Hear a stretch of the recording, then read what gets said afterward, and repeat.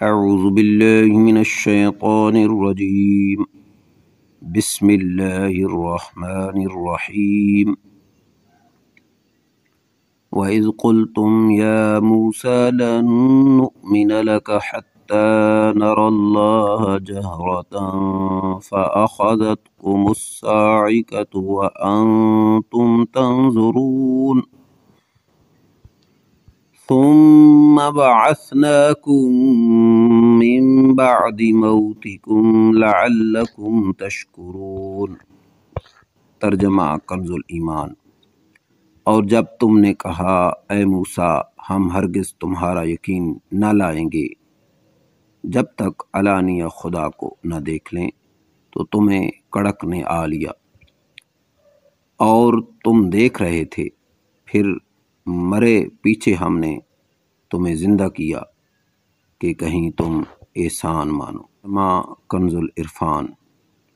اور یاد کرو جب تم نے کہا اے موسیٰ ہم ہرگز تمہارا یقین نہ کریں گے جب تک علانیہ خدا کو نہ دیکھ لیں، تو تمہارے دیکھتے ہی دیکھتے تمہیں کڑک نے پکڑ لیا، پھر تمہاری موت کے بعد ہم نے تمہیں زندہ کیا تاکہ تم شکر ادا کرو۔ تفسیر صراط الجنان۔ لن نؤمن لک، ہم ہرگز تمہارا یقین نہ کریں گے۔ جب بنی اسرائیل نے توبہ کی اور کفارے میں اپنی جانیں بھی دے دیں، تو اللہ تعالیٰ نے حکم فرمایا کہ حضرت موسیٰ علیہ السلام انہیں اس گناہ کی معذرت پیش کرنے کے لیے حاضر کریں۔ چنانچہ حضرت موسیٰ علیہ السلام ان میں سے 70 آدمی منتخب کر کے طور پر لے گئے۔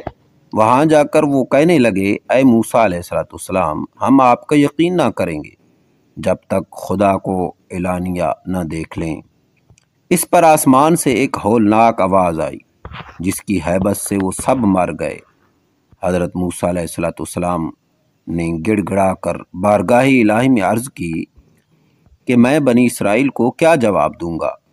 اس پر اللہ تعالیٰ نے ان 70 افراد کو زندہ فرما دیا۔ تفسیر جمل تحت الآیہ 55، تفسیر کبیر البقرہ تحت الآیہ 55۔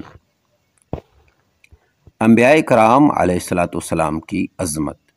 اس واقعہ سے شان انبیاء علیہ السلام بھی ظاہر ہوئی کہ حضرت موسیٰ علیہ السلام سے ہم آپ کا یقین نہیں کریں گے کہنے کی شامت میں بنی اسرائیل ہلاک کیے گئے، اور اسی سے حضور پر نور صلی اللہ تعالی علیہ زمانے والوں کو آگاہ کیا جاتا ہے کہ انبیاء کرام علیہ السلام کی جناب میں ترک ادب غضب الہی کا باعث ہوتا ہے، لہٰذا اس سے ڈرتے رہیں۔